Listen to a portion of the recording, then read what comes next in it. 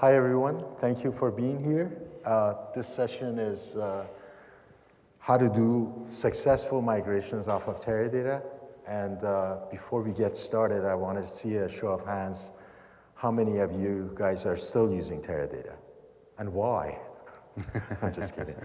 Yeah, it was a great technology. I'm a long-time employee of Teradata previous, same with my partner here, but we'll get into it. A little bit of statements you probably have seen, some of the learning, if you wanted to, probably have seen it in other sessions as well, to kind of get you familiarized with Databricks and everything else. I have been around the data warehousing for over 25 years, been a Teradata employee prior to Databricks for 7 years, and mostly a data warehouse consultant prior to that, and been around the data warehouse world with different technologies and different industries, but definitely extremely happy to be part of Databricks. And I believe this is the revolution, and this is what we're gonna be seeing this platform for a long time with the levels of innovation. And I want my partner to introduce himself. Yeah, so I'm Fabien. I've been in Databricks for a bit above 1 year. Before that, I've been at Vertica as a CSM for 2 years. And before that, I was at Teradata for 5 years as a professional services consultant. I did most of my consultancy into utilities. And before that, I have a long career. I won't make you sleep with it. So on the agenda side, we want to really strategize and plan the migration, choosing the right approach, right architecture, and the execution plan is very important as part of the process. And there are ways, different ways, which Lakebridge is one of them that's going to get introduced in tomorrow's keynote, is to create a good, solid inventory of all the objects that you want to move, whether it's your views, SQL, stored procedures. And the migration methodology is what we're going to get into in a little bit later, and having a good data validation plan as very important as part of the process. The challenges that you probably have encountered that keeps you still within Teradata boundaries is how hard it is to migrate off of Teradata because of all the objects that are living there, especially stored procedures. And the data type conversions, whether you're using time series, whether you're using temporal, and the code conversion overall is going to be a very big challenge, which at the end of this presentation, I'd like to give a demo of how we think using LLMs could really help out the process. We do have a product that is being introduced as called Lakebridge that does a code conversion, but we also want to showcase how you could use the Databricks platform to do the migration successfully. And then the benefits, it should be obvious by now, is that definitely, we're a platform born in the cloud. We're not just a VM from an on-premise system that's been, running in the cloud environment, and definitely taking advantage of all the cloudy features that, we have, along with soup to nuts, basically everything that you need for your data and AI and analytics needs. And then, of course, I've been blown away. I was part of Teradata for many years. Every feature that was about to come out has so much problems, and it took so long. And it was mostly paperware before it actually made it out there. Every week within Databricks, I'm seeing a new feature. And it's a testament to the way, how fast to innovation the path is, and how actually product is connected to the customers when it comes down to it. So as far as strategizing the plan, and we all know it's hard, having legacy data warehouses, on-premise systems, and examples of what you see here is that everything is built around the black box because it makes sense to have a proprietary storage. It makes sense for them to deliver good performance, not in an open source fashion. And that was one of the major success at the time that on-premise systems and data warehouses and traditional data warehouses were in place, they delivered a really, really good performance out of what they were. And definitely we want to get into the benefits of moving out of Teradata into Databricks. Absolutely. So the first one is the TCO reduction. Don't get lured into this one. This is something we've seen from Teradata customers that have moved to Databricks. They told us, okay, oh, you are cheaper. But this is not the value of the migration. You don't migrate just to reduce your TCO. If you do that, it will be a waste of the Databricks platform because we can do much more. I think you've all seen the keynote this morning. Everything we are building into Databricks to do everything data connection, machine learning, Gen AI, apps, lake-based, it's just stacking up. So if you say, okay, I want to move out from Teradata to Databricks just to have a TCO reduction because the compute is cheaper, honestly, you're missing the point. But it happens to be there. So it's a good thing, but it's not the main driver. The enhanced data science, analytics, the faster time to insight, because now you can just chat with your data. It's amazing. The scalability and performance. Teradata has a great warehouse resources manager, TISM. It's great, but in the cloud we have elasticity. We can spawn compute on the need. It's just much more efficient because you can have the best workload system you want. When you are 100% CPU, it will lag everywhere, and you will get into production issues. Here we just spend on your compute because the architecture of the lakehouse with the separation of the storage of the compute allows us to do this. And the governance with Unity Catalog, we are just adding new features, and everything we're adding, it goes through Unity Catalogs. So you have a new feature, lake-based, okay, go run the permissions through Unity Catalog. You want to do an app, permissions through Unity Catalog. You want to do delta sharing. You want to do model, machine learning. And this is actually very huge. And yeah, the left part, the one with the black box. So this is Teradata. Again, great solution. I love my time Teradata. I'm sure Mehran did as well. But it's only tackle a part of the problem. And with the data expanding days and after days, we need more solutions, we need more products, we need more tools. And we need to get that federated with a proper governance. And I won't go through all of this because you know it, you've seen it in the keynotes or in the slides. But just I want to make sure you understand moving off Teradata to Databricks is not just moving the data warehouse. You are embracing the future. You are embracing all new features, all the connections, everything we announced this morning. Some of them I was surprised as well. Yeah. So it's amazing. It's really a new platform.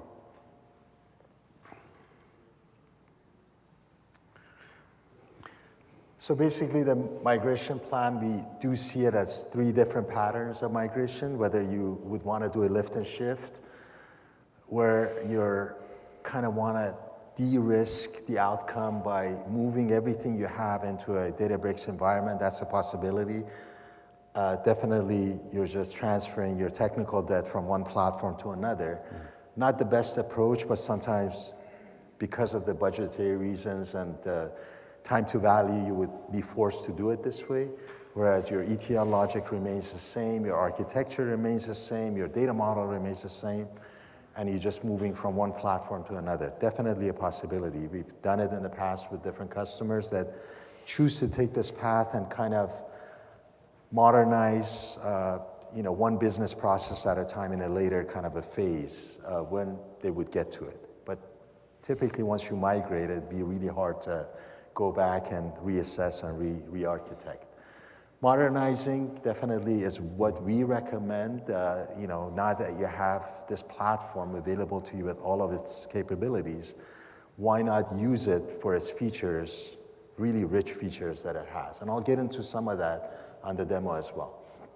And this is where you would update your data model. You would what we call a medallion architecture, similar to somewhat what Teradata offers from a staging tier, from a core tier, from a semantic side. But changing, re-architecting the data model where it makes sense for Databricks environment. And this is where you really want to take advantage of the ETL features that we have, as opposed to probably using another tool or system where you could, but we do have all of those orchestration and capabilities in-house. And a hybrid migration is where you lift and shift your current environment as new use cases come to life. You would want to modernize those use cases based on the best practices that we have.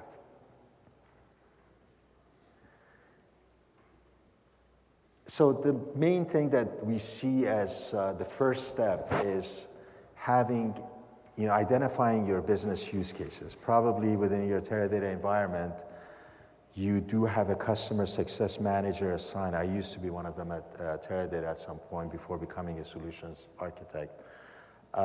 Is that there is a consumption analytics that typically is run for you to define how you consume your resources, business processes, business departments, using Teradata and which parts of Teradata. It'd be really good to use that to define your business use cases and pertinent tables, views, objects, and everything to kind of set up this inventory of or plan of attack for your execution plan. And then, of course, the ETL logic, whether it's you're using a partner to run ETL or you're using stored procedures and using an ETL tool as a wrapper, which is a very common pattern, it definitely is something to look into and separate out, because those are going to be the most difficult to attack. And then the database artifacts, whether it's stored procedures, UDFs, or external procedures and materialized views, equivalent, let's say, join indices and everything else that you have, to organize those in a fashion that you could treat it as an object. And we do have a tool that could do that. LakeBridge is the tool to do this. And then, of course, defining your business processes with all of these pertinent objects that you want to convert.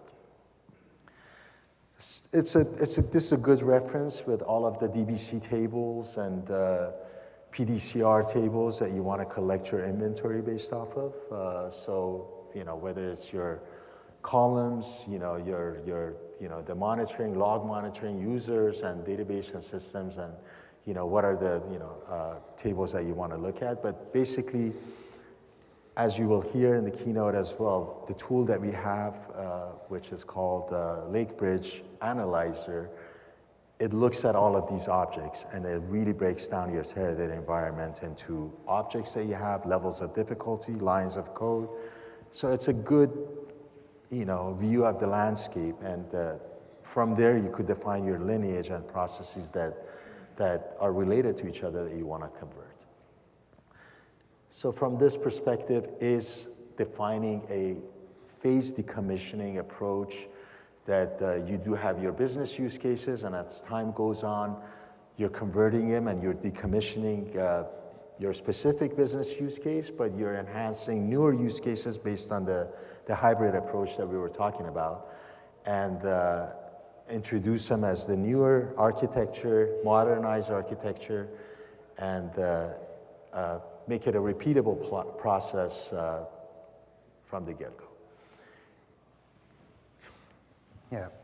So when you think about doing a migration of technology, you are thinking, okay, so in Teradata, I'm doing the staging, then I'm doing the data warehousing, then I'm doing the data marts, so I will do the same. So this is what we call ingestion or ETL first, and basically, you will need to move your sources, your loads, and your jobs one by one. While I said this one is great from a engineer point of view, but this is not my recommendation. My recommendation, because what you want to achieve is to migrate everything, is to work with the serving layer first. And why is that?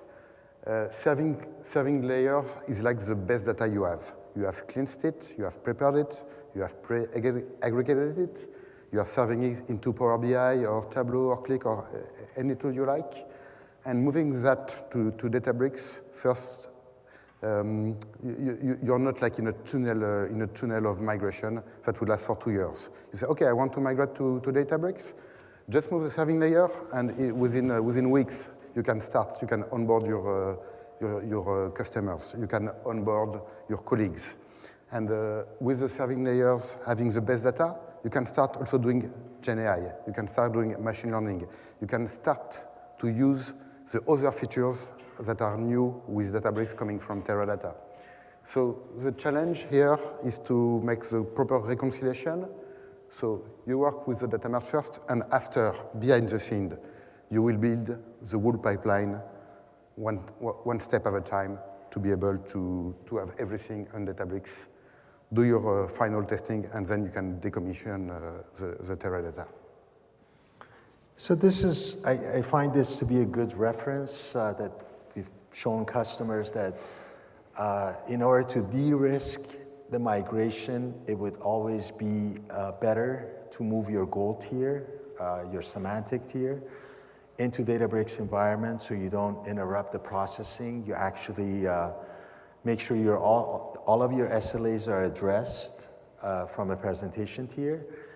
But every box represents unlocking the features that we have upon migration to the, as time goes on, to the different, data products from bronze to silver, from source systems to bronze, and everything you will hear in the keynote with the Lakeflow connector that we have CDC capabilities, Lakeflow editor.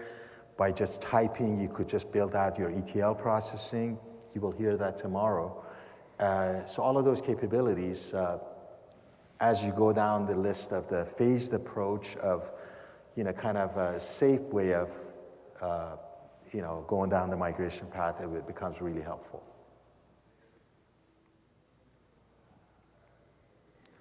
So I've listed out some of the migration challenges that I've seen on my,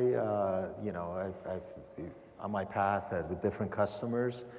Definitely, that the idea of using lineage and using Teradata logs to your benefit of how tables and objects are being used, group them together, get rid of things you don't need based off of the metadata table, last used table, column, and timestamp and things like that, to be able to really not, kind of bring about or migrate things that are no use. And data validation is very, very important to automate that. Again, LakeBridge as a tool offers that as well. Teradata semantic views, Teradata loves the idea of using views because of the really high cost of storage. And it works really well, by the way, with multi-join tables. It works really well with the storage mechanism that they have. But recommendation is that most probably using materialized views on our end, which I'll show you a demo, would be a better approach here.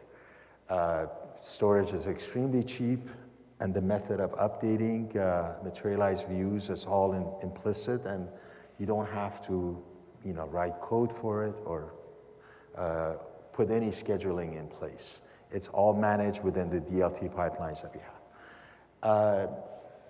The most important part of it is how to migrate the data using the TPT access module for S3 if it's an on-prem system, to move it into the storage environment, the blob storage or S3 environment or GCS. Or if it's a Vantage that's already in the cloud, Vantage Cloud Lake or Vantage Enterprise, take advantage of the NOS connector. This way you could just move things into the cloud environment that we could just pick it up from there, and it becomes a very seamless process. Yeah, so some challenge when you think migration from Teradata to Databricks, you say, okay, I have stored procedures, it's a challenge. But we have one thing which is super great. I don't know if you've seen all the announcements. We have been giving SQL scripting away, and we're working on stored procedures. And we are using the SQL PSM standard, which happens to be the same than the standard used by Teradata. I think it's the only procedural standard that exists now, and we are leveraging it. So this is an example. So this is not a tool, this is me, I've typed this code. On the left, this is a Teradata code.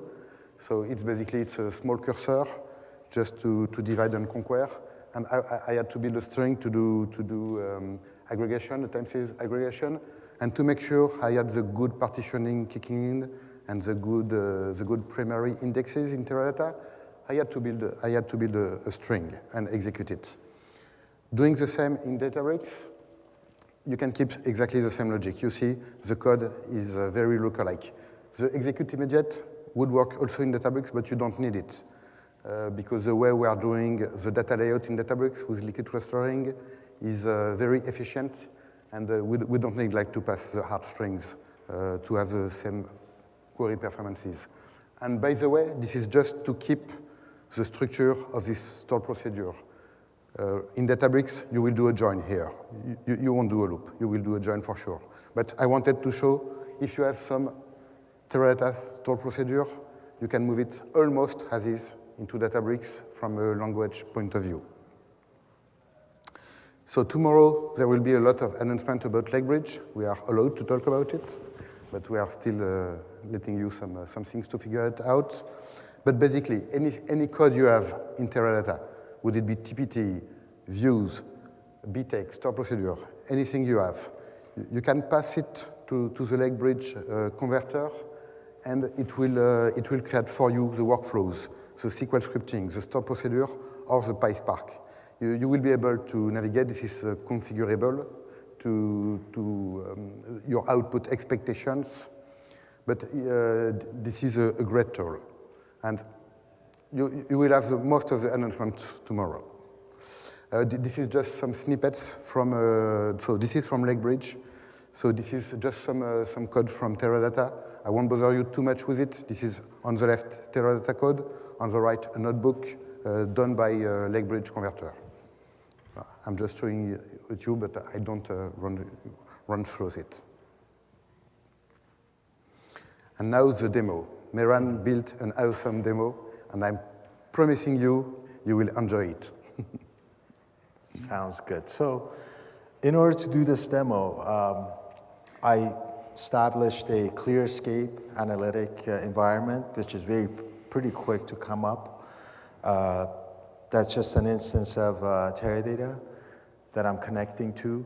And what I want to showcase here is that using Databricks Notebook, and I'll make this publicly available for you guys to also play around with. The most recommended way is that use our Unity catalog to make a connection as a foreign catalog to Teradata environment. That feature is extremely rich. I mean, by just one simple code and connecting to that environment, you'd be able to create a foreign catalog and see all the objects that are within your Teradata environment. An example of that would be in this case that I've created my Teradata catalog from that ClearScape environment. I would be able to see all of the DBC tables, see all of everything that is part of any database that Teradata has that I have access to. So the credentials, of course, is important, but the fact that you could use this to your advantage when you do a migration for data validation, running queries against Teradata, running it in Databricks, see the difference and making sure that you are doing the correct validation. So with this, I'm not going to run this. I could. I just might as well run it. It basically, looking at the DBC info table, going across, running, pushing down the SQL to Teradata environment, and getting information back. Of course, because of our connection and the instance that we have, it becomes a Spark job, basically. And now it's getting the version of the Teradata that I'm using and everything that I need. So from this, I could easily select from all the tables that there is on a specific database, as you could within a Teradata environment. I just loaded a demo database that Teradata has. That demo database, you select from it. There's 3 tables that comes out of it. I would be able to run queries as such, everything being pushed down to Teradata and coming back. So one thing that I want to note here is that, okay, now I'm running this query here, for example.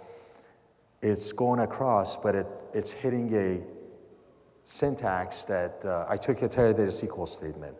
It's hitting a syntax that we don't have. We don't have the top statement. The good thing is with the assistant, it really would help you out. So you could either go to the assistant and would say, fix it for me, or you could just diagnose error. It basically says, well, that's a Teradata SQL syntax, top doesn't exist, replace it with limit. And by replacing it, now you have the correct syntax. So this is a really powerful feature to go back and forth, to do conversions on the fly, and I'll get into more detail of how you could do this in a whole batch format. You could create views against Teradata objects within Databricks without having to bring the data over. So in this case, I just went ahead and said, okay, why don't I create a view? Performance is not the major thing here, just getting data out. Creating a view made sense, for example, in this case. Selecting from the view. In this case, I said, well, why don't I create an object here that is within Databricks and join it to Teradata and create a view out of that. In this case, I create a dimension table within Databricks, and then we'll go to the SQL editor side of it, and we want to create a materialized view. Basically, I take that dimension table, join it to a Teradata catalog table, and I basically create an object that joins the two on the fly and materialize the information. The refresh cycle and the timing of it is all under our control. You could have it to be every hour, every 5 seconds, or depending on your set of data available, it could do a refresh for you. So that's another way of doing it. Basically, you don't want to go through the headache of building ETL pipelines, and it makes sense from a performance standpoint to materialize everything within Databricks. You could do it through this. You could always refresh it.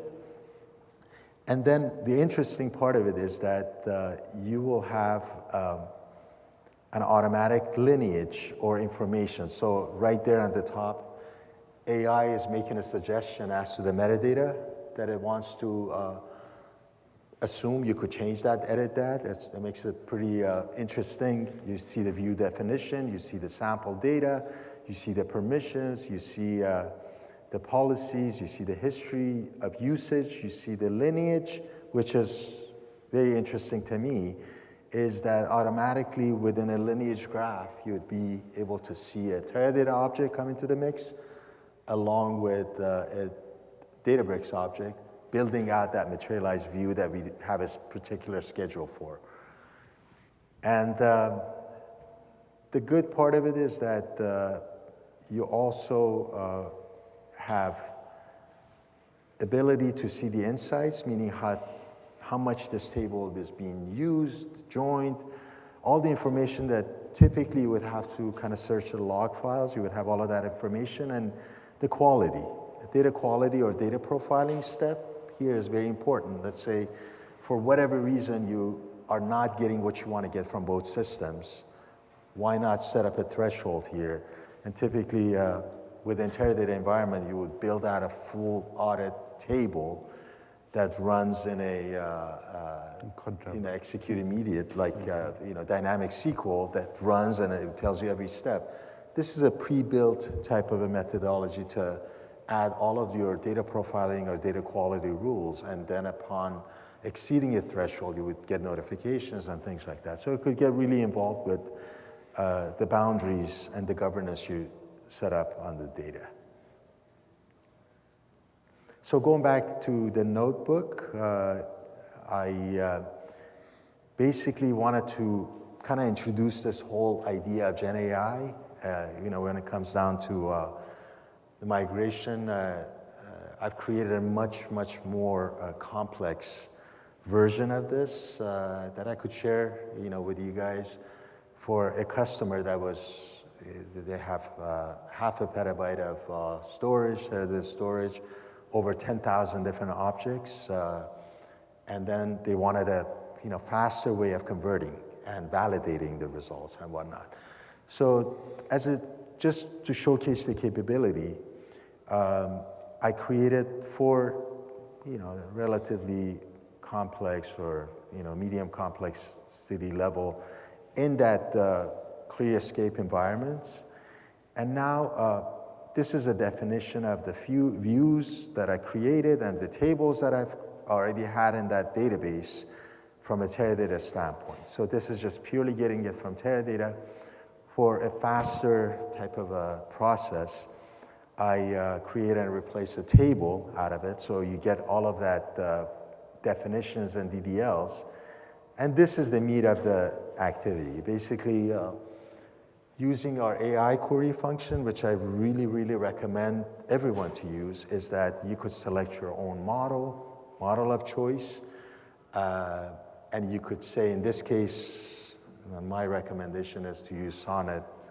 Claude is the best from a coding standpoint and conversion standpoint, specifically 4.0, this is 3.7, that Claude is our partner, so you're gonna automatically have that endpoint within your environment. So all you have to say is Claude 4.0, and then be specific about the prompts that you wanna do the conversions on. In this case, I basically asked the LLM itself, what would be the best prompt you would ask you to do a conversion for Teradata migration? This is what it came up with, something the list was pretty long, but as sample I put it here. First of all, it's organized. Second, you could, my opinion, you could have a very collaborative way of having a document attached with all the prompts that do the conversion and have different groups add to it as they encounter problems. And then coming down with the rest of the output, you could be very specific about the data type that it generates, the maximum number of tokens if you want to put a limit on it, and the temperature is basically how deterministic this output is. The higher you get to 1, it's very creative. If you put it at 0, it becomes more deterministic. So it comes back with the same result. And it basically, all it's doing is that in a very fast batch format fashion, is taking every row for that DDLs that you saw and converting it to a Databricks object. And basically, Databricks SQL in this case. So this is the output. Basically now, you could run this in Databricks, it works, and it's converting.